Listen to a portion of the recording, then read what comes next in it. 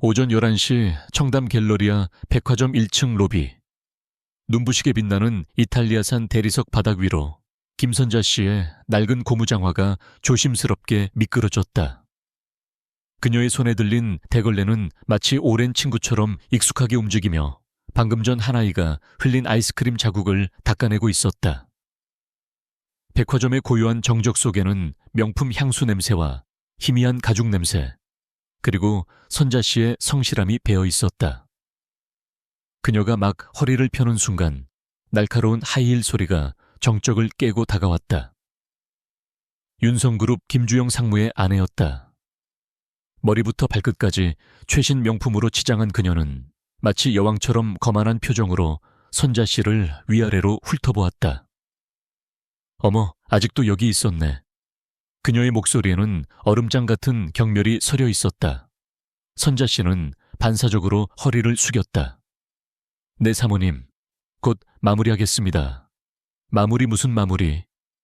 당신 같은 사람이 여기 서 있는 것만으로도 공기가 흐려지는 기분인데. 여자는 코를 찡긋하며 들고 있던 테이크아웃 라떼 컵을 흔들었다.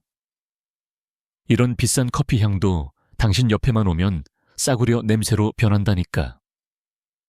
모욕적인 말이었지만 선자 씨는 아무 대꾸도 하지 않고 고개를 더 깊이 숙였다. 지난 10년간 이곳에서 일하며 이런 일은 익숙해질 법도 했지만 매번 심장이 바늘에 찔린 듯 아팠다. 아들 진우의 얼굴이 떠올랐다. 아들만 생각하면 어떤 굴욕도 견딜 수 있었다. 바로 그때였다. 김상무의 아내가 보란 듯이 발을 헛디디는 척하며 선자 씨 쪽으로 비틀거렸다. 뜨거운 라떼가 그녀의 손에서 미끄러져 선자 씨의 작업복 위와 방금 닦아놓은 바닥으로 쏟아졌다. 어머나 여자는 소리를 질렀지만 그 눈에는 미안함 대신 고소하다는 듯한 비웃음이 담겨 있었다. 뜨거운 액체가 옷을 파고들었지만 선자 씨는 자신의 화끈거리는 팔뚝보다 바닥의 얼룩을 먼저 걱정했다. 죄송합니다, 사모님. 제가 부주의했습니다. 괜찮으십니까? 괜찮긴 뭐가 괜찮아. 이게 얼마짜리 옷인 줄 알아. 당신 같은 사람은 평생 벌어도 못 사는 옷이야. 눈을 어디다 두고 다니는 거야. 모든 것이 자신의 잘못인 양소리치는 여자를 향해 선자 씨는 그저 엎드려 사과하며 재빨리 걸레로 바닥을 닦기 시작했다. 주변을 지나던 몇몇 VIP 고객들이 혀를 차며 그 광경을 구경했지만 누구 하나 그녀를 위해 나서주는 사람은 없었다. 달콤하고 씁쓸한 커피향이 그녀의 자존심 위로 잔인하게 퍼져나갔다. 같은 날 오후 4시 윤성그룹 본사 맞은편 남대문 시장. 학교가 끝나자마자 강진우는 낡은 교복, 재킷을 걸친 채 엄마 손 돼지국밥, 식당의 주방을 분주하게 오갔다. 뚝배기에서 피어오르는 구수한 냄새와 시장 사람들의 활기찬 소음이 진우에게는 세상에서 가장 편안한 배경음악이었다. 진우야 7번, 테이블 주문 일본 손님인데 말이 안 통한다. 주인 아주머니가 외치자 진우는 익숙하게 앞침에 손을 닦으며 테이블로 향했다. 중년의 일본인 관광객 부부가 메뉴판을 보며 쩔쩔매고 있었다. 무엇을 도와드릴까요? 진우의 유창한 일본어 발음에 관광객 부부의 눈이 동그래졌다. 어머, 일본어를 할 줄 아는군요. 다행이다. 저희는 맵지 않은 음식을 먹고 싶은데요. 그러시면 맵지 않게 조리한 돼지국밥을 추천해 드립니다. 저희 가게의 대표 메뉴인데 아주 구수하고 건강에도 좋습니다. 진우는 막힘없이 메뉴를 설명하고 그들의 질문에 친절하게 답해 주었다. 주인 아주머니는 흐뭇한 미소로 그 모습을 바라보았다. 저 똑똑한 녀석이 자기 아들이었으면 하는 생각을 하루에도 12번씩 했다. 잠시 후 진우는 배달통을 오토바이에 실었다. 오늘 마지막 배달은 길 건너편 하늘을 찌를 듯 솟아있는 거대한 유리 건물 윤성그룹 본사였다. 진우는 헬멧을 쓰며 잠시 건물을 올려다보았다. 저 화려한 건물 어딘가에서 자신의 어머니가 지금도 허리를 숙여 바닥을 닦고 있을 거라 생각하니 가슴 한편이 아려왔다. 조금만 더 힘내자. 내가 꼭 성공해서 엄마 고생 안 시킬 거야. 오토바이가 시동을 걸고 시장의 소음을 뒤로 한 채 차가운 아스팔트 도로로 나아갔다. 윤성그룹 빌딩의 지하 주차장은 지상의 화려함과는 달리 차갑고 어두웠다. 고급 세단들이 그림자처럼 늘어선 사이를 지나 진우는 배달 음식을 받을 보안팀 사무실을 찾고 있었다. 서늘한 공기 속에서 그의 발소리만 낮게 울렸다. 그때 거대한 콘크리트 기둥 뒤편에서 낮게 깔린 목소리가 들려왔다. 호기심 때문이 아니었다. 본능적인 위기감이 진우의 발걸음을 멈추게 했다. 그는 반사적으로 기둥 뒤로 몸을 숨겼다. 한 명은 윤성그룹의 부회장 박상훈이었다. 뉴스에서 여러 번 본 얼굴이었다. 그의 앞에는 키가 큰 서양 남자가 서 있었다. 그들의 대화는 한국어가 아니었다. 빠르고 격앙된 톤의 프랑스어였다. 진우는 숨을 죽였다. 지난 몇 년간 낡은 어학책과 인터넷 강의로 독학한 프랑스어 실력은 아직 걸음마 수준이었지만 몇몇 단어는 칼날처럼 날아와 그의 귀에 박혔다. 계약서는 그들에게 치명적인 함정이야. 닥쳐. 박상훈이 거칠게 쏘아붙였다. 누가 들을 수도 있어. 상관없어. 외국인 남자의 목소리가 더욱 높아졌다. 만약 윤태석이 이 배신을 알게 되면 모든 게 끝장이라고. 배신. 진우의 심장이 쿵하고 내려앉았다. 무슨 내용인지는 전부 이해할 수 없었다. 하지만 계약, 함정, 배신, 끝장 같은 단어들이 자아내는 불길한 분위기는 16살 소년이 느끼기에도 충분히 위협적이었다. 진우는 자기도 모르게 마른 침을 삼켰다. 박상훈 부회장의 얼굴은 하얗게 질려 있었고 그의 눈은 불안하게 사방을 살피고 있었다. 외국인 남자가 작은 저장장치 하나를 박상훈의 손에 억지로 쥐어주며 경고했다. 조심해. 이게 우리의 마지막 기회야. 두 사람은 서둘러 각자의 방향으로 사라졌다. 지하 주차장에는 다시 정적만이 남았다. 하지만 그 정적은 이전과 달랐다. 무겁고 위험한 비밀을 머금고 있었다. 진우는 기둥 뒤에 얼어붙은 채 서 있었다. 손에 든 국밥은 이미 온기를 잃어가고 있었다. 방금 자신이 엿들은 대화가 어머니가 목숨처럼 여기는 직장이 있는 회사를 뒤흔들 거대한 음모의 일부라는 것을 그는 직감적으로 깨달았다. 저녁 8시 서울의 한 오래된 다세대 주택 반지하. 낡은 현관문이 열리는 소리와 함께 강진우가 하얗게 질린 얼굴로 들어섰다. 그의 손에는 완전히 식어버린 국밥 그릇이 들려 있었고 어깨는 보이지 않는 무게에 짓눌린 듯 축 처져 있었다. 주방에서 저녁을 준비하던 김선자 씨는 아들의 낯빛을 보고 심장이 쿵 내려앉았다. 진우야, 왜 그래? 무슨 일 있었어? 배달하다 다치기라도 한 거야. 그녀가 걱정스럽게 다가와 아들의 이마를 짚었다. 진우는 고개를 저었다. 그는 식탁 의자에 힘없이 주저앉아 한참을 망설이다가 간신히 입을 열었다. 엄마, 나 이상한 걸 들었어. 진우는 더듬거리며 지하 주차장에서 있었던 일을 털어놓았다. 완벽하지 않은 프랑스어 실력으로 들은 내용이라 조각난 파편 같았지만 계약서, 함정, 배신 같은 단어들은 소년의 목소리를 통해 섬뜩한 생명력을 얻어 선자 씨의 가슴에 비수처럼 박혔다. 특히 윤성그룹의 2인자인 박상훈 부회장의 이름이 나왔을 때 그녀의 얼굴은 핏기가 가셨다. 그런 소리 함부로 하는 거 아니야. 네가 잘못 들었겠지. 선자 씨는 애써 아들을 안심시키려 했지만 목소리는 가늘게 떨리고 있었다. 그녀의 첫 번째 반응은 아들에 대한 걱정이었다. 만약 그들이 진우를 봤다면 저 거대한 사람들이 입을 막기 위해 무슨 짓을 할지 모른다. 아니야, 엄마. 분명히 들었어. 분위기가 정말 무서웠단 말이야. 진우의 눈에는 단순한 호기심이 아닌 진실의 무게를 감당해야 하는 자의 두려움이 서려 있었다. 그날 밤 모자는 늦게까지 잠들지 못했다. 선자 씨는 잠든 아들의 머리를 쓰다듬으며 밤새 뒤척였다. 그녀의 머릿속은 거대한 폭풍이 휘몰아치는 듯했다. 모른 척해야 해.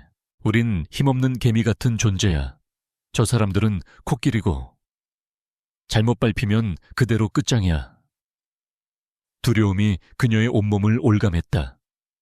하지만 이내 다른 생각이 고개를 들었다. 하지만 만약 진우 말이 사실이라면 회사가 위험하다는 거잖아. 그럼 내 직장도 우리 모자의 유일한 생계수단도 전부 사라지는 거야. 어차피 죽는 건 마찬가지 아닌가. 선자 씨는 평생을 그림자처럼 살아왔다. 불의를 봐도 눈을 감았고 억울한 일을 당해도 입을 닫았다. 그것이 약자가 살아남는 방식이라고 믿었다. 하지만 이번만큼은 달랐다. 이것은 아들 진우가 목격한 진실이었다. 아들이 짊어진 무거운 비밀을 외면할 수는 없었다. 다음 날 아침 선자 씨의 눈은 퀭했다. 그녀는 출근하자마자 백화점 관리팀의 이미정 과장을 찾아갔다. 이 과장은 드물게 청소 노동자들에게도 따뜻하게 인사를 건네는 사람이었다. 과장님, 잠시 드릴 말씀이 있습니다. 선자 씨는 사무실 구석으로 이 과장을 데려갔다. 모든 것을 털어놓을 용기는 없었다. 그저 아들이 회사에 관한 아주 중요한 사실을 알게 되었고 이걸 꼭 윤태석 회장님께 직접 전달해야 한다는 말만 반복했다. 그녀의 절박한 눈빛과 떨리는 손에서 이 과장은 무언가 심상치 않은 일이 벌어지고 있음을 직감했다. 선자 씨, 무슨 일인지는 모르겠지만 회장님을 직접 만나는 건 하늘의 별 따기예요. 이 과장은 난처한 표정을 지었다. 하지만 아들을 위해 모든 것을 걸었다는 듯한 선자 씨의 모습에 마음이 움직였다. 그녀는 주위를 살피며 목소리를 낮췄다. 제가 도울 수 있는 건 이게 전부예요. 회장님은 금요일 저녁엔 항상 직접 운전해서 후문으로 퇴근하세요. 7시 정각에요. 수행원도 없이 혼자서요. 그것은 작은 정보였지만 선자 씨에게는 유일한 동아줄이었다. 그녀는 이 과장에게 몇 번이고 허리를 숙여 감사 인사를 했다. 그날 저녁 하늘은 무섭게도 약속이라도 한 듯 먹구름을 쏟아내기 시작했다. 오후 7시가 가까워오자 선자 씨는 윤성그룹 본사 후문 근처의 어두운 골목에 섰다. 차가운 빗줄기가 그녀의 얇은 외투를 금세 적셨다. 심장은 미친 듯이 뛰었고 수십 번도 더 그냥 집으로 돌아갈까 망설였다. 거대한 빌딩의 불빛이 빗속에서 번져 보였다. 내가 지금 무슨 미친 짓을 하는 거지? 공포가 엄습하는 순간 저 멀리서 익숙한 검은색 세단의 헤드라이트 불빛 2개가 어둠을 가르며 다가왔다. 윤태석 회장의 차였다. 이제 돌이킬 수 없었다. 선자 씨는 눈을 질끈 감았다. 아들 진우의 얼굴 경멸에 찬 김 상무 아내의 얼굴, 그리고 지난 세월의 모든 서름이 스쳐 지나갔다. 그녀는 빗물이 고인 골목길을 박차고 뛰쳐나갔다. 끼익, 날카로운 타이어 마찰음이 빗소리를 찢었다. 최고급 세단은 선자 씨의 불과 한 뼘 앞에서 격렬하게 멈춰 섰다. 운전석 문이 거칠게 열리고 잔뜩 격앙된 표정의 윤태석 회장이 차에서 내렸다. 당신 죽고 싶어 지금 무슨 짓이야? 그의 분노에 찬 고함에도 선자 씨는 움직이지 않았다. 그녀는 쏟아지는 빗속에 흠뻑 젖은 채 아스팔트 바닥에 무릎을 꿇었다. 그리고 헤드라이트 불빛을 정면으로 받으며 간절하게 고개를 조아렸다. 회장님, 제발 제 아들 얘기를 딱 한 번만 들어주십시오. 회사를 구해야만 합니다. 그녀의 처절한 외침은 빗소리에 섞여 밤의 차가운 공기 속으로 울려 퍼졌다. 윤성그룹 본사 30층 최고 임원 회의실의 문이 소리 없이 열렸다. 그 순간 김선자 씨와 강진호는 마치 다른 세상으로 빨려 들어가는 듯한 기분을 느꼈다. 바닥부터 천장까지 이어진 거대한 통유리창 너머로 서울의 스카이라인이 파노라마처럼 펼쳐져 있었고 방 한가운데를 차지한 거대한 마호가니. 테이블은 수십 년의 권위와 불을 머금은 채 위압적으로 빛나고 있었다. 테이블 상석에는 사자처럼 버티고 앉은 윤태석 회장이 있었다. 그의 날카로운 눈빛은 모자의 낡은 옷차림과 잔뜩 주눅든 표정을 가차없이 훑었다. 그의 양옆으로는 독사처럼 교활한 미소를 띤 박상훈 부회장과 주인을 기다리는 사냥개처럼 아첨하는 표정의 김주영 상무가 앉아 있었다. 그래서 어젯밤 내 차를 막아 세운 용감한 아주머니와 그 아들이라고 했던가. 윤태석의 목소리는 낮고 조용했지만 그 안에는 강철 같은 차가움이 서려 있었다. 선자 씨는 자신도 모르게 진우의 손을 꽉 잡았다. 아들의 작은 손이 차갑게 떨리고 있었다. 5분 주지. 내 5분의 가치가 얼마인지 알기나 하나. 그 시간 안에 당신들이 왜 이 자리에 있어야 하는지 증명해봐. 윤태석은 값비싼 만년필을 손가락으로 툭툭 치며 재촉했다. 그 작은 소리가 숨막히는 정적 속에서 유난히 크게 울렸다. 진우는 마른 입술을 축이고 간신히 입을 열었다. 어제 지하 주차장에서 박상훈 부회장님을 봤습니다. 그 말이 떨어지자마자 박상훈의 눈썹이 미세하게 꿈틀거렸다. 그는 애써 태연한 척 헛웃음을 터뜨렸다. 하하, 나를 내가 어제는 하루 종일 사무실에만 있었는데 이 아이가 헛것을 봤나 보군. 김주영 상무가 기다렸다는 듯이 끼어들었다. 회장님 보십시오. 제가 뭘 했습니까? 요즘 애들 관심 받고 싶어서 무슨 거짓말이든 꾸며내는 거 한순간입니다.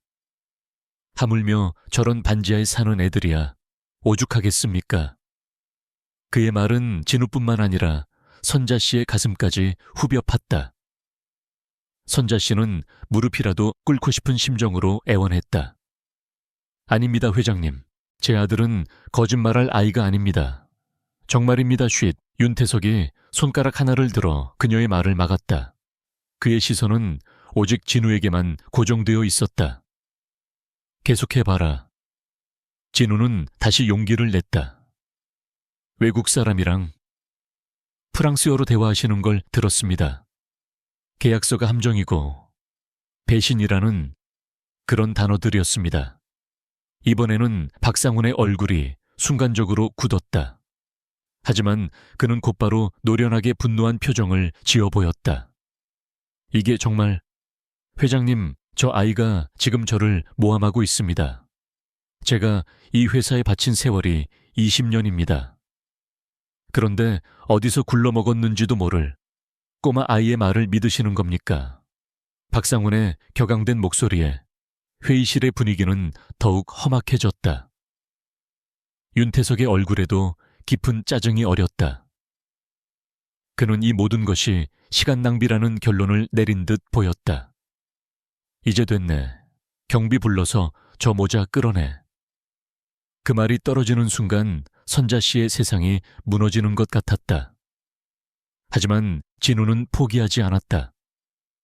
그는 자신을 짓누르는 공포를 밀어내고 떨리는 목소리로 마지막 힘을 쥐어짰다.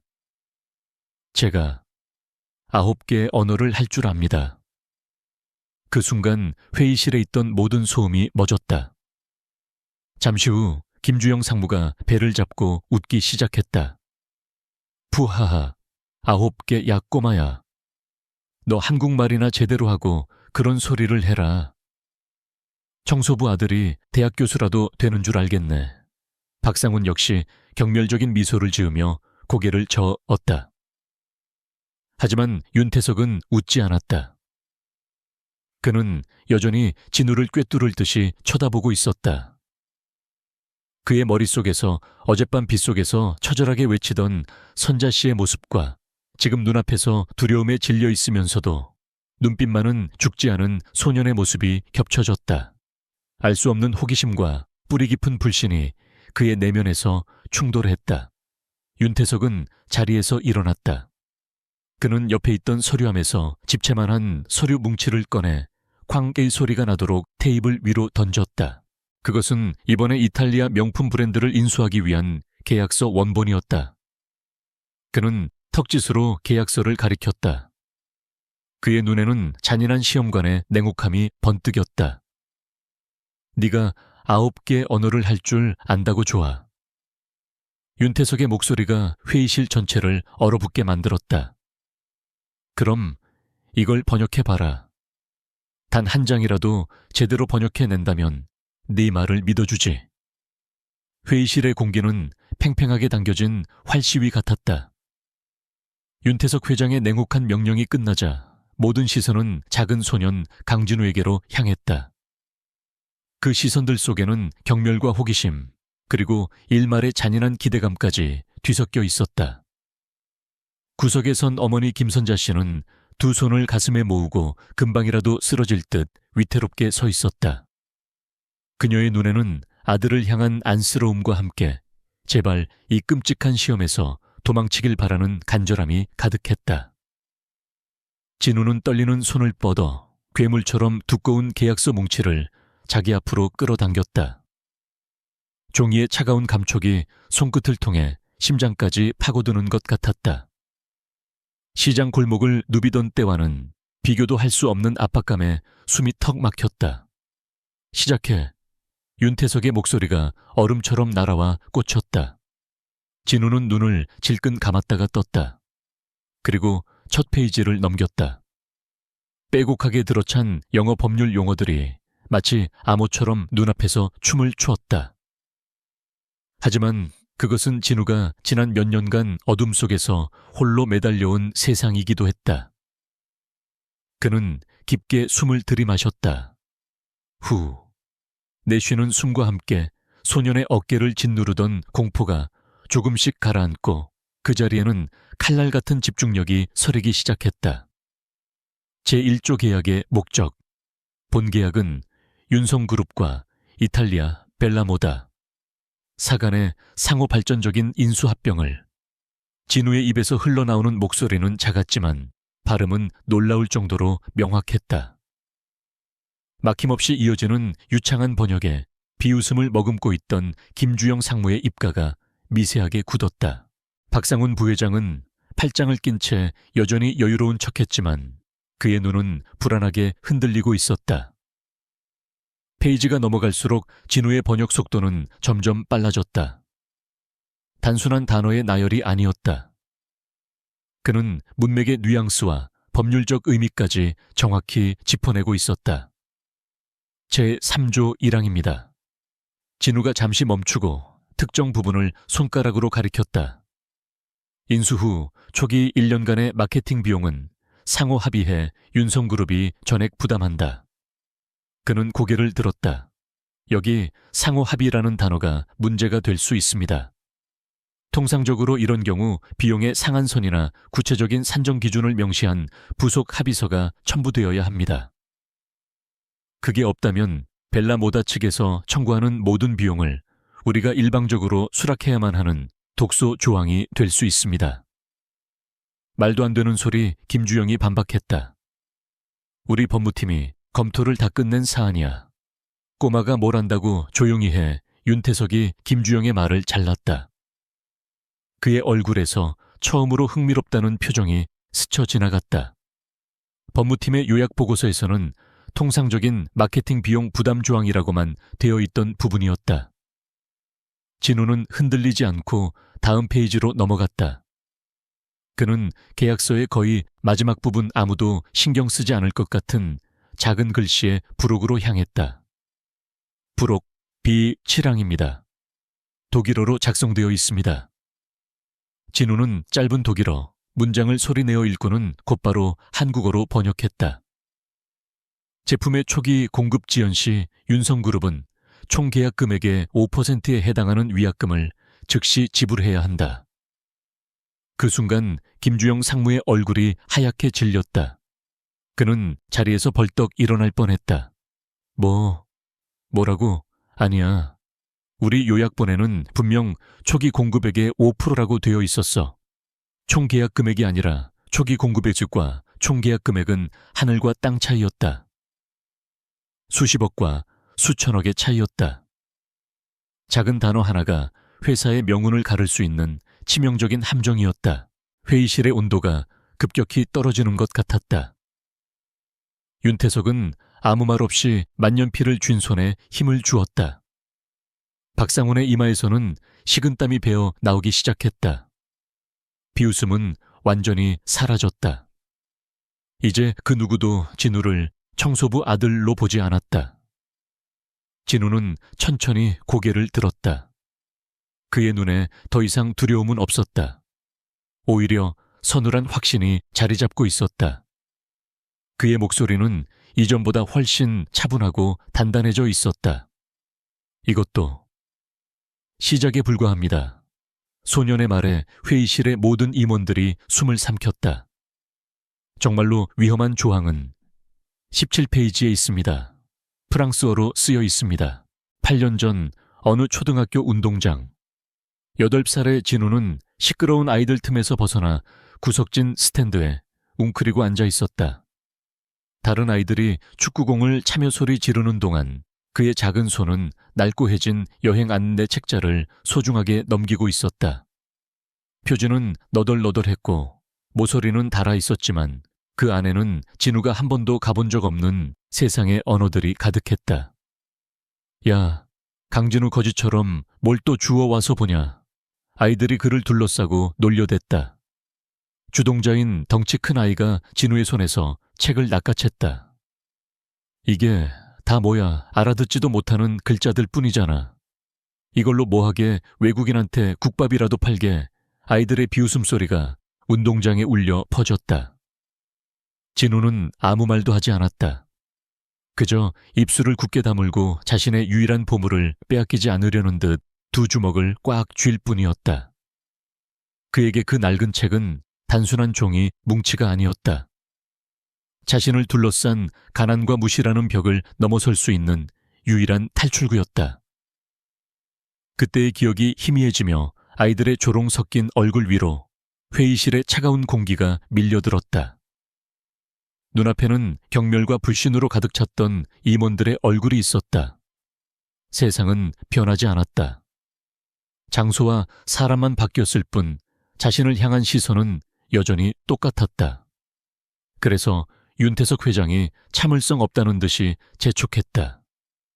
그의 목소리에는 이제 경멸 대신 알아들을 수 없는 불안감과 초조함이 섞여 있었다.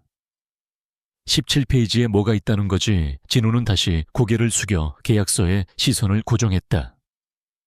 17페이지는 빼곡한 프랑스어 법률 용어들로 가득 차 있었다. 그는 마치 익숙한 지도를 읽듯 그 복잡한 문장들 사이에서 가장 치명적인 독을 품고 있는 한 줄을 찾아냈다. 그는 먼저 조항 전체를 유창한 프랑스어의 프랑스어로 읽어 내려갔다.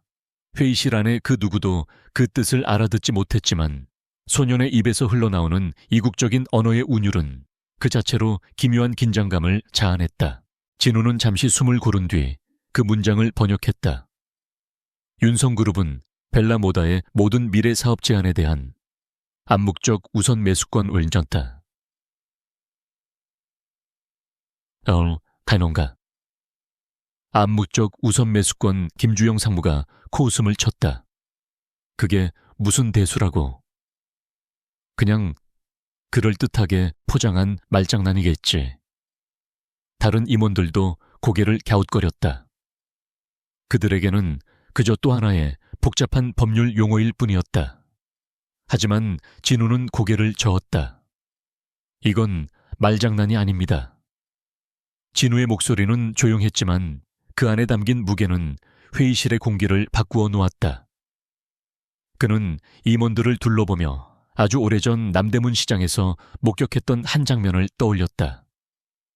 제가 어렸을 때 남대문 시장에서 한 상인이 외국인 관광객에게 가짜 명품 시계를 팔고 있었습니다. 관광객이 망설이자 상인이 이렇게 말했죠. 지금 안 사면 다른 가게에 가도 이 시계는 절대 못 사. 내가 이 구역 상인들한테 다 말해놨거든. 당신이 원하든 원치 않든 이 시계를 사려면 결국 나한테 다시 와서 내가 부르는 값에 사야 할 거야. 진우의 이야기에 임원들은 의아한 표정을 지었다. 하지만 윤태석의 눈빛은 흔들리고 있었다. 그 순간 진우의 눈앞으로 과거의 장면들이 스쳐 지나갔다. 광화문 광장에서 관광객들의 대화를 엿듣다가 한 독일인 할아버지가 그의 열정을 기특하게 여겨 낡은 독한 사전 한 권을 손에 쥐어주었던 날. 그 사전을 보물처럼 품에 안고 밤새 뒤적였던 기억. 겨울밤 가로등 불빛 아래 꽁꽁 언 손을 호호 불어가며 낡은 공책에 여러 나라의 단어들을 깜지처럼 채워넣던 수많은 밤들. 그 시간들은 단순한 공부가 아니었다. 언젠가 자신을 무시하는 세상과 동등하게 대화하기 위한 소년의 처절한 투쟁이었다. 진우는 다시 현실로 돌아왔다. 그의 눈빛은 한층 더 깊어져 있었다. 이 암묵적 우선 매수권 조항이 바로 그 상인의 말과 똑같은 겁니다. 앞으로 벨라 모다 측이 어떤 말도 안 되는 사업 제안을 들고 와도 윤성그룹은 그것을 거부할 수 없습니다. 거부하는 순간 벨라 모다와 관련된 그 어떤 사업에도 참여할 기회 자체를 박탈당하게 됩니다. 이것은 동등한 파트너십이 아니라 우리의 손발을 묶어놓고 미래까지 통째로 삼키려는 고도로 계획된 사기꾼의 수법입니다. 설명이 끝났을 때 회의실에는 완전한 침묵이 내려앉았다. 김주영은 입을 벌린 채 아무 말도 하지 못했다. 다른 임원들은 충격과 공포가 뒤섞인 표정으로 서로를 쳐다볼 뿐이었다. 윤태석 회장은 천천히 의자 등받이에 몸을 기댔다. 그의 손에서 값비싼 만년필이 힘없이 굴러 떨어졌다. 작은 소리가 정적을 깨고 섬뜩하게 울려 퍼졌다. 그는 평생을 비즈니스라는 정글에서 포식자로 살아왔다. 수많은 함정을 파고 경쟁자들을 무너뜨렸다. 그는 이런 종류의 흑임의 사기 냄새를 본능적으로 알았다. 그리고 이 완벽하게 설계된 함정을 자신을 포함한 회사의 그 누구도 알아채지 못했다는 사실에 온몸에 소름이 돋았다. 그의 시선이 천천히 계약서에서 떨어졌다. 그리고 불타는 듯한 눈으로 20년 지기 친구이자 동업자인 박상훈 부회장을 향했다. 박상훈 부회장. 윤태석의 입에서 나온 이름 세 글자에는 배신에 대한 의심과 차가운 분노가 담겨 있었다. 회의실에는 얼음장 같은 정적이 흘렀다. 윤태석 회장은 미동도 없이 앉아 있었지만 그의 내면에서는 거대한 지각 변동이 일어나고 있었다. 수십 년간 쌓아 올린 신뢰의 성벽에 거대한 균열이 생겨나는 소리였다. 그의 시선은 이제 더 이상 계약서가 아닌 평생의 동지라 믿었던 박상훈 부회장의 얼굴에 고정되어 있었다. 그 시선은 질문이 아니었다. 그것은 해명을 요구하는 차가운 칼날이었다. 박상훈은 필사적으로 평정을 가장하려 애썼다. 그는 마른 입술에 억지 미소를 걸치며 어깨를 으쓱해 보였다. 하하. 회장님, 저 아이 말에 너무 신경 쓰지 마십시오. 원래 계약서라는 게 다소 과장된 표현을 쓰기 마련이지 않습니까? 다 우리 회사를 위한 안전장치일 뿐입니다. 그의 목소리는 기름칠이 덜 된 기계처럼 삐걱거렸다. 그 누구도 그의 변명을 믿지 않았다. 올가미가 목을 조여 오는 듯한 압박감에 박상훈의 등줄기에서는 식은땀이 흘러내렸다. 윤태석은 박상훈에게 대꾸하지 않았다. 그는 오직 진우를 향해 턱짓했다. 계속해봐라. 그것은 명령이었다. 윤태석은 이제 진우를 자신의 진실을 파헤치는 무기로 사용하기로 결심한 듯했다. 진우는 다시 계약서로 시선을 돌렸다. 그는 마치 숙련된 외과 의사처럼 가장 깊숙이 숨겨진 환부를 정확히 찾아내고 있었다. 그의 작은 손가락이 또 다른 조항 위에서 멈췄다. 이번에는 영문으로 된 부분이었다. 제25조 권한의 위임 조항입니다. 진우는 망설임 없이 원문을 읽고 즉시 번역했다. 본계약의 모든 부속 합의 및 수정안에 대한 최종 승인 권한은 이사회 의결 없이 한국 측을 대표하는 권한을 위임받은 대리인에게 전적으로 귀속된다. 이사회 의결 없이. 그 세 단어가 회의실에 있던 모든 임원들의 귀에 망치처럼 내리꽂혔다. 회사의 근간인 시스템 자체를 무시하는 독재적인 권한이었다. 진우는 고개를 들어 충격에 빠진 임원들을 바라보며 차분하게 설명했다. 이 조항의 진짜 의미는 단 한 사람이 여기 계신 그 누구와도 상의 없이 이 계약의 내용을 마음대로 바꾸거나 추가할 수 있다는 뜻입니다.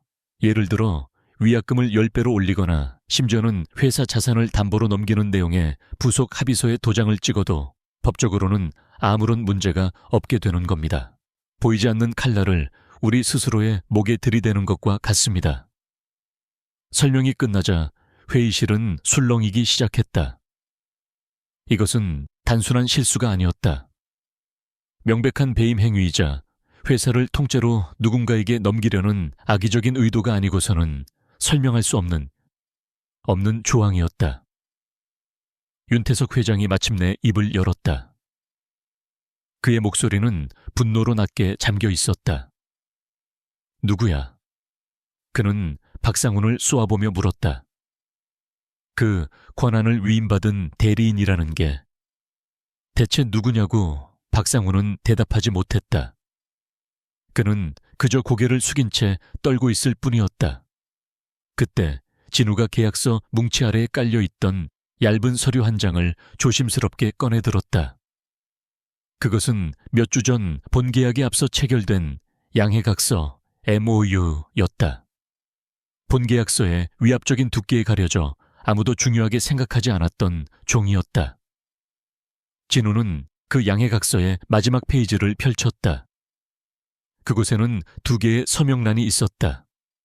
이탈리아 벨라모다 대표의 서명, 그리고 그 옆에는 한국 측 대표의 서명이 날인되어 있었다.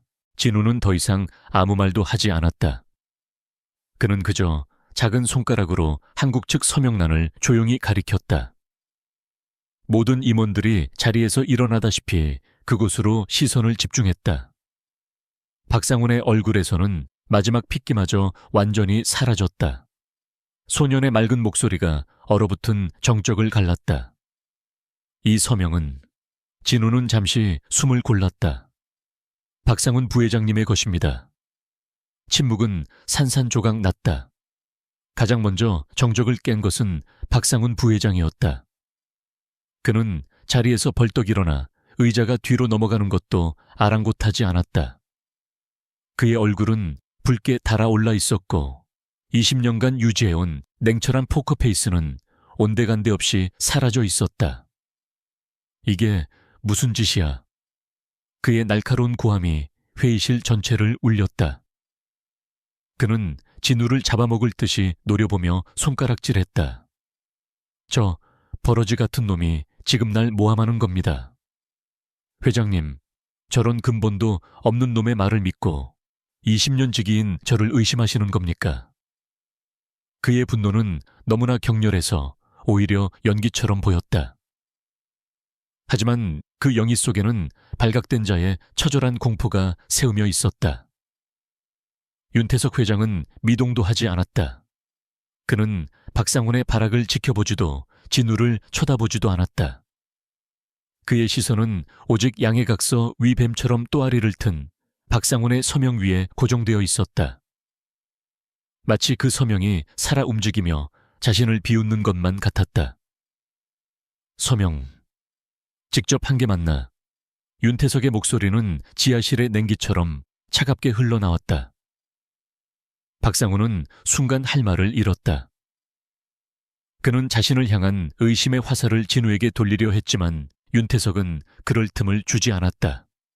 제가 제가 한 것은 맞습니다만 이건 그저 절차를 간소화하기 위한, 회사를 위한 어쩔 수 없는 선택이었습니다. 이탈리아 놈들이 워낙 깐깐해서 실무자 선에서 미리 조율을 해놔야. 회사를 위한 선택이라고 윤태석이 천천히 고개를 들었다. 그의 눈은 더 이상 인간의 눈이 아니었다. 상처 입고 분노한 맹수의 눈이었다. 이사회 몰래 회사 전체를 나락으로 빠뜨릴 수 있는 독소 조항에 멋대로 서명한 게 회사를 위한 선택이었단 말인가. 회장님 오해십니다. 우리 사이가 어떤 사이입니까? 20년입니다. 강산이 2번 변할 세월 동안 제가 회장님 곁을 지켰습니다. 그런데 저런 어린애 말 한마디에 저를 이렇게... 박상우는 감정에 호소하기 시작했다. 그들의 오랜 세월을 방패 삼아 위기를 모면하려 했다. 하지만 그것은 최악의 수였다. 20년이라는 단어는 윤태석의 마지막 남은 이성의 끈을 끊어버리는 방아쇠가 되었다. 윤태석은 아무 말 없이 자리에서 일어섰다. 그는 테이블 위에 놓인 차가운 얼음물이 담긴 유리잔을 집어들었다. 회의실의 모든 임원들은 숨을 죽였다. 김주영 상무는 자기도 모르게 의자를 뒤로 물렸다. 다음 순간 윤태석은 박상훈의 얼굴을 향해 잔을 그대로 뿌려버렸다. 촤악! 얼음물을 뒤집어 쓴 박상훈은 비명도 지르지 못한 채 그 자리에 얼어붙었다. 최고급 맞춤 정장과 완벽하게 빗어넘긴 머리에서 차가운 물이 뚝뚝 떨어졌다. 그의 얼굴 위로 굴욕과 충격이 폭포수처럼 흘러내렸다. 윤태석이 얼음보다 차가운 목소리로 말했다. 내 놈 입에서 나오는 회사를 위했다는 말이 너무 역겨워서 그 더러운 입이라도 헹궈주려는 거다. 그는 한 걸음 더 다가섰다. 그의 그림자가 박상훈을 완전히 집어삼켰다. 마지막으로 묻겠다. 내 등 뒤에서 대체 무슨 짓을 한 거냐고 물었다. 윤태석의 포효와 함께 회의실의 모든 것이 진동하는 듯했다. 물에 빠진 생쥐꼴이 된 박상훈은 한참 동안 부들부들 떨기만 했다. 그의 눈에 맺힌 것이 물인지 눈물인지 혹은 둘 다인지 알 수 없었다. 그는 천천히 손을 들어 젖은 얼굴을 닦아냈다. 그리고 그 순간 그의 얼굴에서 모든 표정이 사라졌다. 절망도 분노도 두려움도 아니었다. 모든 것을 포기한 자의 공허하고 섬뜩한 냉소였다. 하하하하. 박상훈이 갑자기 웃기 시작했다. 처음에는 작게 그러다 점점 더 크게 미친 사람처럼 웃어젖혔다. 그는 젖은 머리카락을 거칠게 쓸어 넘기며 윤태석을 똑바로 쳐다보았다. 그의 눈에는 이제 증오와 경멸만이 가득했다. 이제 와서 뭘 어쩌시겠습니까, 회장님? 그의 목소리는 물에 젖어 있었지만 그 내용은 칼날처럼 날카로웠다. 이 계약서 하나 막는다고 끝날 것 같습니까? 무슨 소리야. 박상훈은 회의실 전체를 둘러보며 마치 마지막 연극 무대에 선 배우처럼 선언했다. 윤태석, 당신은 졌어. 이미 한참 전에. 그는 비릿한 미소를 지으며 마지막 한마디를 내뱉었다. 이 계약서가 없어도 윤성그룹은 어차피 무너집니다. 박상훈의 마지막 말은 단순한 폭로가 아니었다. 그것은 잘 짜인 사형 선고문처럼 회의실에 모인 모든 이들의 희망을 겨냥하고 있었다. 그의 목소리는 더 이상 패배자의 발악이 아니었다. 모든 것을 계획하고 최후의 승리를 예견한 자의 오만함으로 가득 차 있었다. 무너진다니, 그게 무슨 갯뼈다귀 같은 소리야. 김주영 상무가 애써 소리쳤지만 그의 목소리 끝은 염소처럼 떨리고 있었다. 회의실 안의 임원들은 마치 거대한 해일에 휩쓸리기 직전의 사람들처럼 혼란스러운 눈빛으로 서로를 쳐다보았다. 박상우는 젖은 셔츠 소매로 입가를 닦으며 잔인한 연설을 계속했다. 당신들이 이탈리아 놈들의 벨라 모다에 정신이 팔려 있는 동안 나는 훨씬 더 큰 그림을 그리고 있었지. 그는 윤태석을 향해 경멸 어린 시선을 던졌다. 윤태석 회장, 당신의 가장 큰 약점이 뭔지 아나 바로 오만함이야. 당신은 당신이 만든 이 성이 세상에서 가장 견고하다고 믿었겠지. 하지만 성을 무너뜨리는 가장 좋은 방법은 성벽을 공격하는 게 아니야. 성 안에 우물에 독을 푸는 거지. 박상우는 천천히 회의실을 가로질렀다. 그의 발걸음 소리가 모두의 심장을 옥죄는 듯했다. 지난 6개월 동안 우리 회사의 핵심 기술인 나노 섬유 코팅 기술 데이터가 조금씩 해외로 유출되고 있었다는 사실. 알고 있었나 뭐라고 한 임원이 경악하며 소리쳤다. 나노 섬유 코팅 기술은 윤성그룹을 패션업계의 거인으로 만들어준 독보적인 원천 기술이었다. 일주일 전 우리 기술개발팀의 최정예 엔지니어 3명이 동시에 사표를 냈지. 더 좋은 조건을 제시하는 경쟁사로 이직한다면서. 당신은 그저 돈 몇 푼 아까워하며 그들을 붙잡지 않았고, 윤태석의 얼굴이 돌처럼 굳어갔다. 그는 그 사실을 보고받았지만 대수롭지 않게 여겼었다. 그들이 지금 어디에 있는지 아나 베이징이야. 우리 기술 설계도를 통째로 들고 새로운 생산 라인을 구축하고 있지. 아마 3개월 안에 우리 제품과 똑같은 품질의 상품이 절반 가격으로 시장에 풀릴 거야. 절망이 바이러스처럼 회의실 전체로 퍼져나갔다. 그것은 단순한 기술 유출이 아니었다. 회사의 심장을 통째로 적에게 내준 것이나 다름없었다. 박상훈의 폭로는 여기서 그치지 않았다. 당신들이 철석같이 믿고 있던 원자재 공급업체들, 그들이 왜 요즘 들어 납품 기일을 어기고 가격을 올리기 시작했는지 궁금하지 않았나. 내가 그들 모두와 새로운 계약을 맺었거든. 윤성그룹에 공급하는 가격보다 훨씬 더 좋은 조건으로 새로운 회사에 독점 공급하기로. 새로운 회사라니 물론 내가 세운 회사지. 당신들이 벨라모다 인수에 쏟아부을 그 막대한 자금으로 말이야. 이제 모든 퍼즐 조각이 맞춰졌다. 계약서의 독소 조항, 기술 유출 엔지니어들의 이직 공급망의 붕괴. 이 모든 것은 박상훈이 수개월에 걸쳐 치밀하게 계획한 윤성그룹을 안에서부터 무너뜨리기 위한 거대한 음모였다. 이 계약서는 그저 그 계획의 마지막 방아쇠, 즉 회사의 자금을 합법적으로 빼돌리기 위한 수단이었을 뿐이다. 한 임원이 의자에 주저앉으며 신음했다. 다른 임원들은 망연자실한 표정으로 허공을 응시했다. 수십 년간 쌓아 올린 철옹성이 모래성처럼 허무하게 무너져 내리고 있었다. 그 순간 평생을 사자처럼 군림해왔던 윤태석 회장이 휘청거렸다. 그는 테이블 모서리를 붙잡지 않았다면 그대로 쓰러졌을 것이다.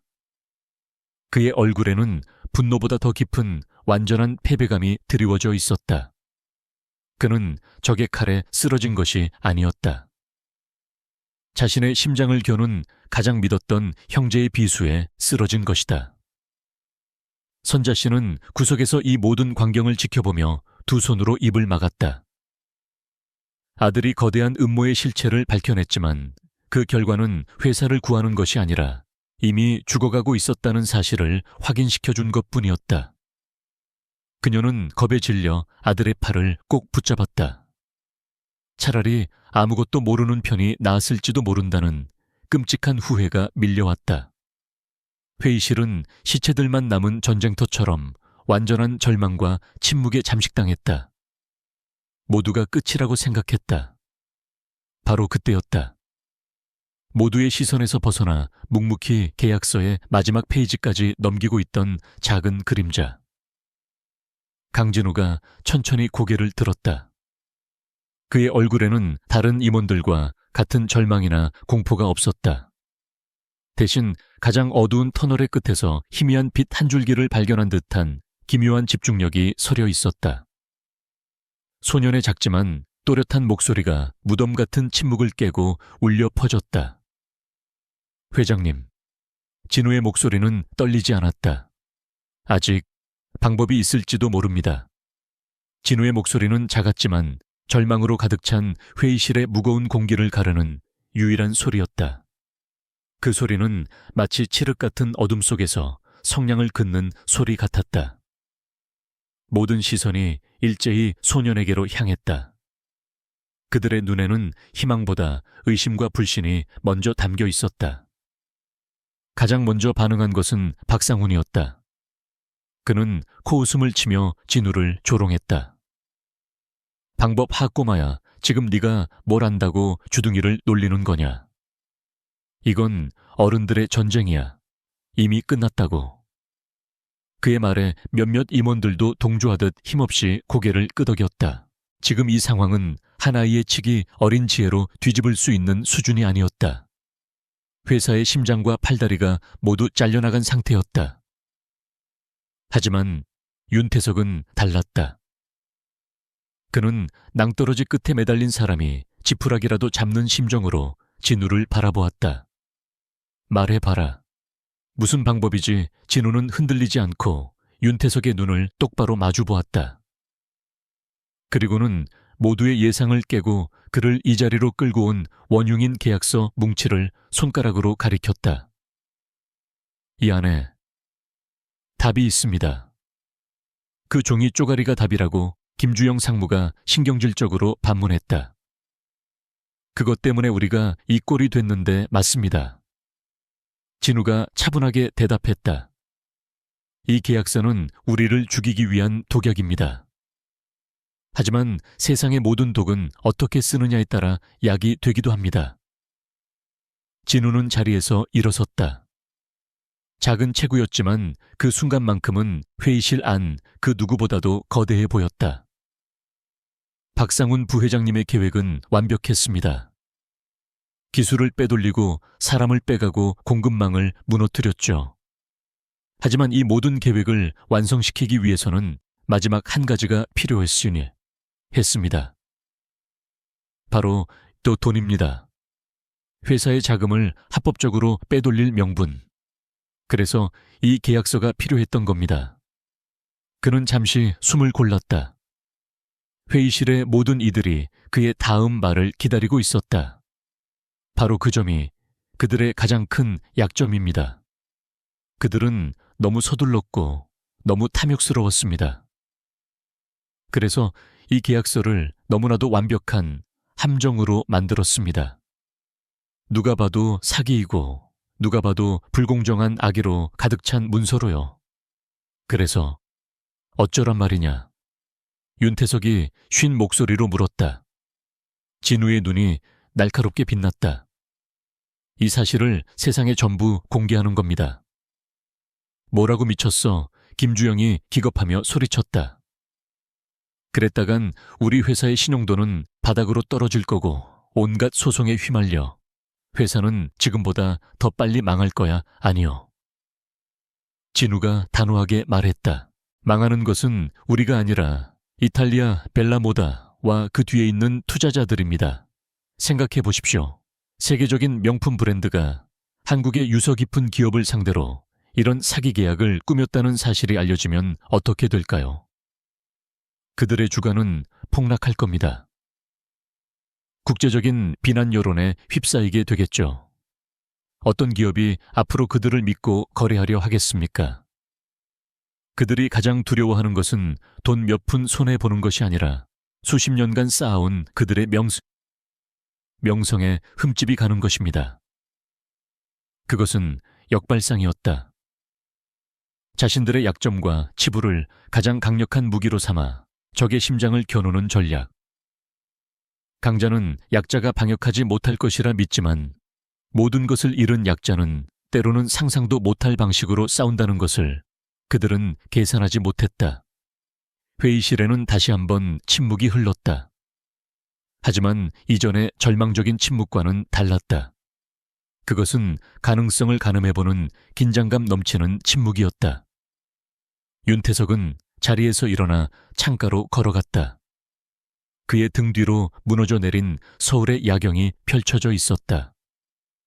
그는 어두운 유리창에 비친 자신의 늙고 지친 얼굴을 오랫동안 바라보았다. 평생을 힘의 논리로 살아왔다. 더 강한 자가 약한 자를 지배하는 것이 세상의 이치라 믿었다. 하지만 오늘 그는 가장 약하다고 생각했던 존재에게서 생존의 길을 배우고 있었다. 그는 결심했다. 이것은 도박이었다. 하지만 어차피 모든 것을 잃은 상황이었다. 그렇다면 이 영리하고 용감한 소년에게 마지막 남은 모든 것을 걸어보는 수밖에. 윤태석이 천천히 몸을 돌렸다. 그의 눈에는 이전의 분노나 절망 대신 차갑고 단단한 결의가 서려 있었다. 그는 다시 사자의 모습으로 돌아와 있었다. 그는 비서를 향해 명령했다. 이탈리아 본사에 연락해. 내일 아침 2차 협상을 시작하겠다고.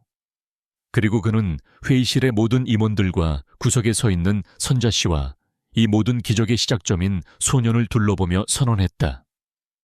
그리고 이 아이는 내일부터 우리의 특별 고문이다. 다음 날 오전 10시 윤성그룹 최고 임원 회의실. 어제와 같은 공간이었지만 공기의 밀도는 완전히 달랐다.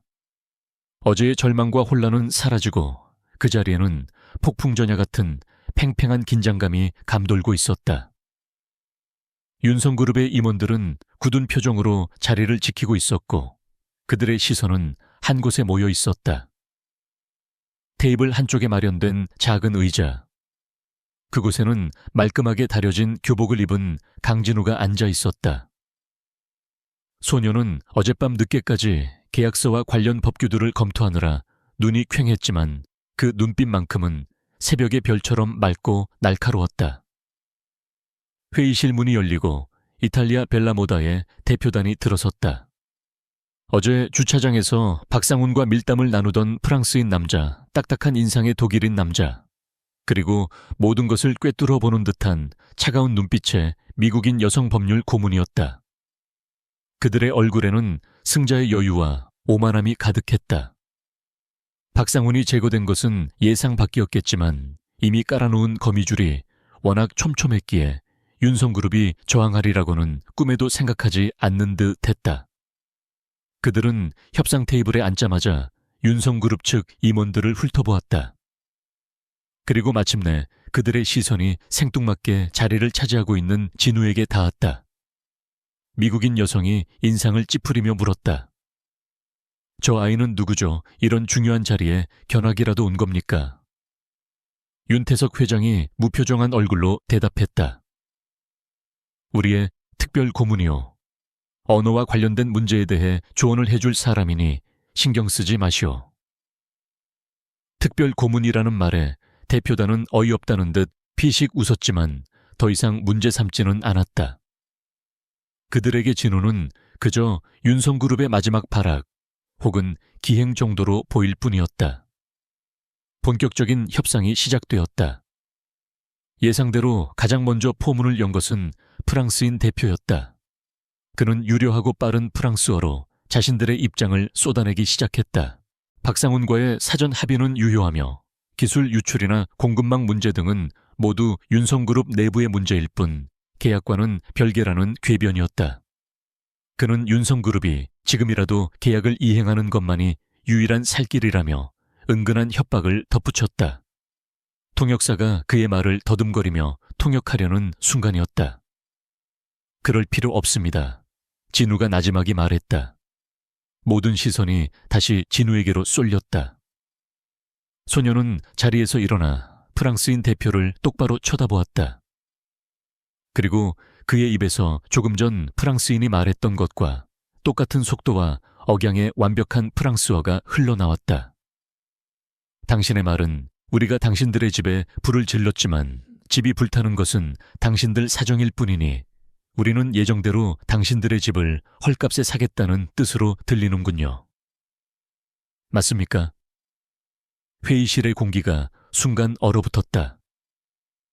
프랑스인 대표의 얼굴에서 여유로운 미소가 순식간에 사라졌다. 그는 마치 유령이라도 본 듯한 표정으로 진우를 쳐다보았다.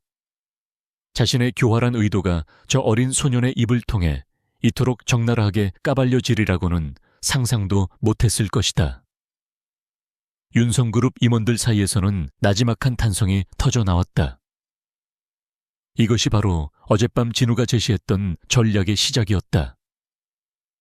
당황한 것은 독일인 대표도 마찬가지였다. 그는 딱딱한 독일어로 버럭 소리쳤다. 말장난은 그만두시죠. 박상훈 씨와의 합의는 엄연한 구두 계약입니다. 법적 효력이 있단 말입니다. 이번에도 진우는 통역사보다 빨랐다. 그는 즉시 독일인 대표를 향해 몸을 돌리고 한치의 막힘도 없는 독일어로 응수했다. 독일 민법 제125조에 따르면 법률이 서면 형식을 요구하는 법률 행위는 그 형식을 갖추지 않은 경우 무효입니다. 당신들이 주장하는 구두 계약은 이 거대한 인수합병건에서는 휴지 조각에 불과하다는 뜻이죠.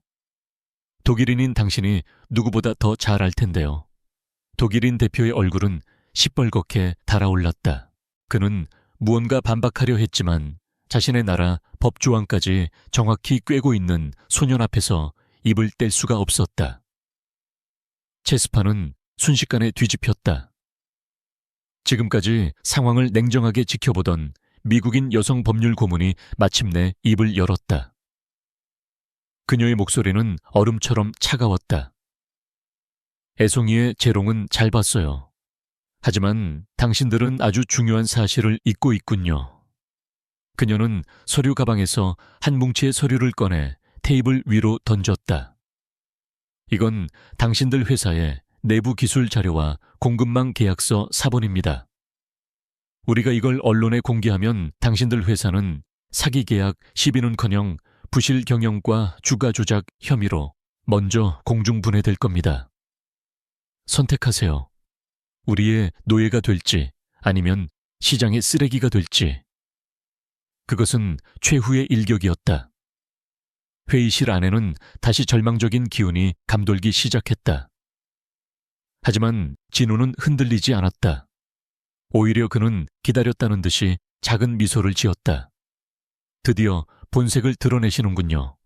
소녀는 자신의 작은 가방에서 낡은 녹음기 하나를 꺼내 테이블 위에 올려놓았다. 그리고 재생 버튼을 눌렀다. 선택하세요.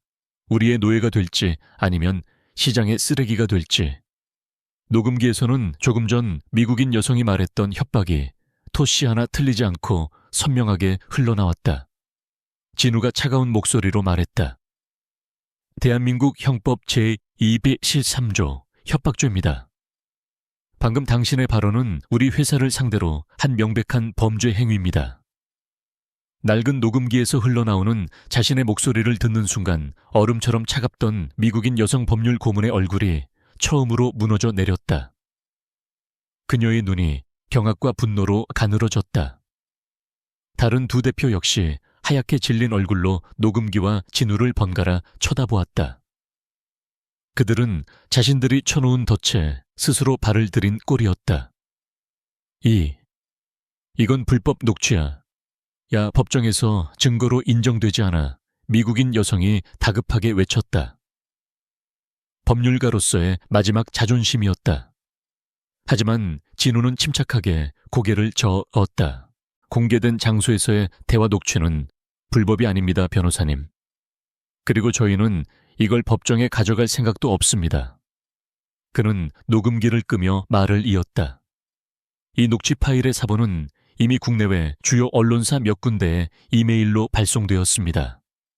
저희가 전송 버튼을 누르기만 하면 내일 아침 전 세계 사람들은 벨라 모다가 파트너사를 상대로 어떤 추악한 짓을 벌였는지 알게 되겠죠. 물론 아까 보여주신 저희 내부 자료도 함께 말입니다.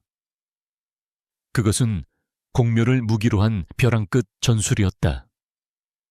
하지만 진우의 다음 말은 그들의 허를 완벽하게 찔렀다. 하지만 양쪽 모두에게 파멸인 싸움은 어리석은 짓이죠. 그래서 저희는 당신들에게 마지막 기회를 주려고 합니다. 기회. 이 계약 자체를 없었던 일로 만드는 겁니다. 진우의 제안에 대표단은 물론 윤성그룹 임원들까지 의아한 표정을 지었다. 이 모든 난리 끝에 얻는 것이 고작 없던 일이라니 너무나 허무한 결론처럼 들렸다. 미국인 여성이 먼저 평정을 되찾고 비웃었다. 애송이 지금 무슨 소리를 하는 거지? 우리가 왜 그래야 하지? 당신들 내부 자료가 공개되면 끝장나는 건 당신들이야. 우린 약간의 타격을 입을 뿐이고. 그녀의 말은 사실이었다. 윤성그룹이 입을 타격이 훨씬 더 클 것이 자명했다. 회의실의 분위기가 다시 미묘하게 흔들리기 시작했다. 바로 그 순간 진우는 자신의 마지막 카드를 꺼내 들었다. 그는 어젯밤 늦게까지 파고들었던 산더미 같은 계약서 뭉치를 테이블 중앙으로 밀었다. 그리고는 아무도 신경 쓰지 않았던 가장 마지막 페이지 깨알 같은 글씨로 온갖 잡다한 내용들이 적혀 있던 마지막 부칙 부분을 펼쳤다. 제가 어젯밤에 이 계약서를 처음부터 끝까지 다시 읽어보았습니다. 그러다 아주 재미있는 사실을 하나 발견했습니다.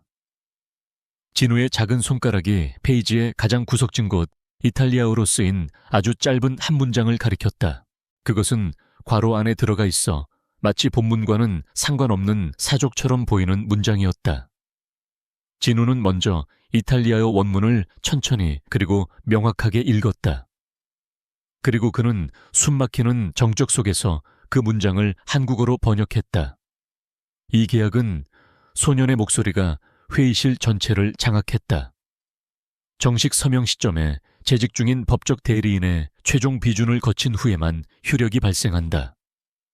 번역이 끝났을 때 회의실에는 몇 초간 아무도 그 의미를 이해하지 못하는 듯한 침묵이 흘렀다. 가장 먼저 그 문장의 파괴력을 깨달은 것은 미국인 여성 법률 고문이었다. 그녀의 얼굴에서 핏기가 완전히 사라졌다. 그녀는 믿을 수 없다는 듯 계약서로 달려들어 괄호 안의 문장을 확인했다. 윤태석 회장이 쉰 목소리로 진우에게 물었다. 그게 무슨 뜻이냐? 진우는 천천히 고개를 들어 절망의 늪에서 허우적대는 벨라모다 대표단을 바라보며 사형 선고를 내리듯 차분하게 설명했다. 이 계약에 권한을 위임받은 대리인은 박상훈 부회장이었습니다. 하지만 그는 오늘 아침 이 자리에서 공식적으로 해임되었습니다. 그는 잠시 말을 멈추고 마지막 못을 박았다. 즉, 이 계약서에 정식으로 서명할 재직 중인 법적 대리인은 이제 존재하지 않습니다. 당신들이 수개월에 걸쳐 공들여 만든 이 모든 함정과 조항들은 이 괄호 안의 문장 하나 때문에 시작도 해보기 전에 완벽한 휴지 조각이 되었다는 뜻입니다. 쿵. 마치 거대한 망치가 내리치는 듯한 충격이 회의실을 강타했다. 그것은 그들의 실수였다. 자신들의 법적 안전을 위해 무심코 넣어둔 작은 조항 하나가 그들 스스로의 발목을 자르는 가장 날카로운 비수가 되어 돌아온 것이다. 아무도 이 먼지 같은 조항에 신경 쓰지 않을 것이라는 그들의 오만함이 그들 자신을 파멸로 이끌었다. 프랑스인 대표는 의자에 주저앉았고 독일인 대표는 멍하니 허공을 응시했다. 윤태석 회장은 천천히 자리에서 일어섰다. 그의 얼굴에는 더 이상 분노나 불안이 없었다. 그는 전세를 완전히 뒤집은 어린 장수를 바라보는 늙은 왕처럼 진우를 향한 경외감과 감탄을 숨기지 않았다. 그는 벨라모다 대표단을 향해 얼음처럼 차가운 목소리로 말했다. 이제 협상의 판은 완전히 바뀌었어. 그의 목소리는 조용했지만 그 안에는 승자의 절대적인 무게가 실려 있었다. 지금부터는 우리의 법에 따라 이야기해 봅시다. 몇 주 후 윤성그룹 회장실. 회의실을 가득 채웠던 살얼음판 같은 긴장감은 온데간데 없었다. 따스한 오후의 햇살이 창문을 통해 들어와 먼지를 황금빛으로 물들이고 있었다. 테이블 위에는 갓 내린 커피에 향긋한 냄새가 퍼져나갔다. 윤태석 회장은 벨라 모다와 새로 체결한 계약서에 마지막 서명을 마쳤다.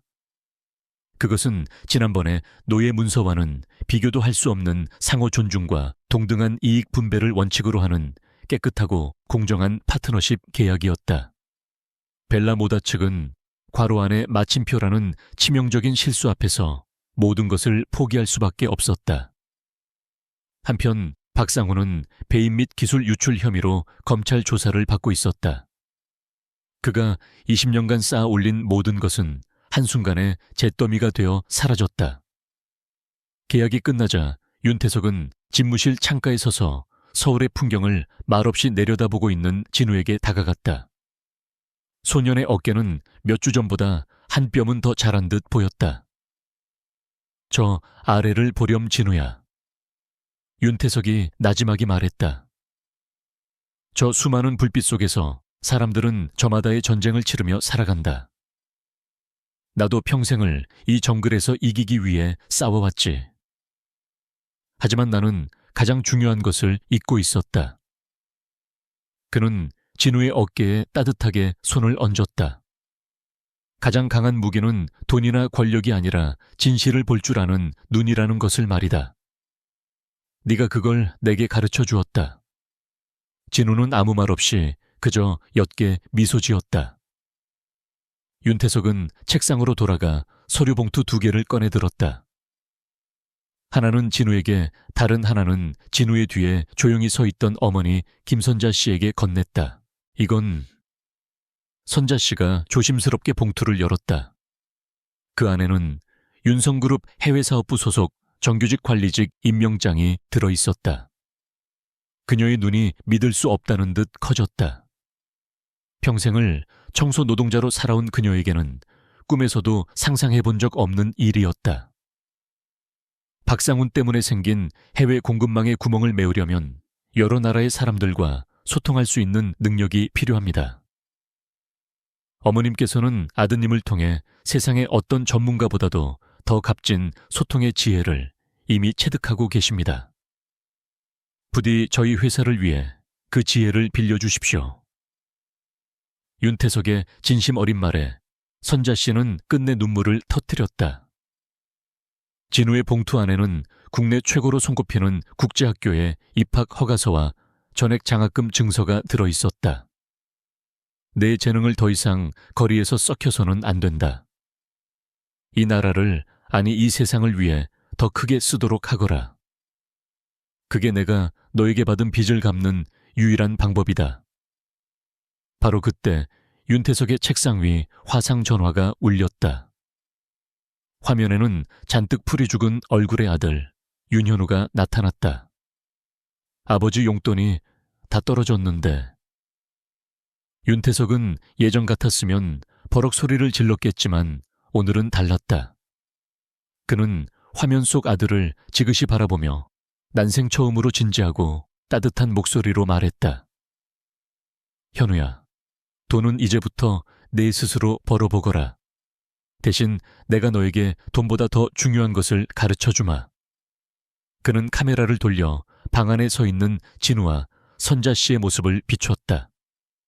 이분들이 바로 진짜 세상이란다. 네가 앞으로 배워야 할 모든 것이 저분들의 삶 속에 있다. 그날 저녁 강남의 한 새 아파트. 진우와 선자 씨는 아직 짐도 다 풀지 못한 새 집의 거실 창가에 나란히 서 있었다. 발 아래로는 서울의 야경이 보석처럼 펼쳐져 있었다. 며칠 전까지 살던 햇빛도 제대로 들지 않던 반지하 방과는 완전히 다른 세상이었다. 선자 씨는 아들을 따뜻하게 끌어안았다.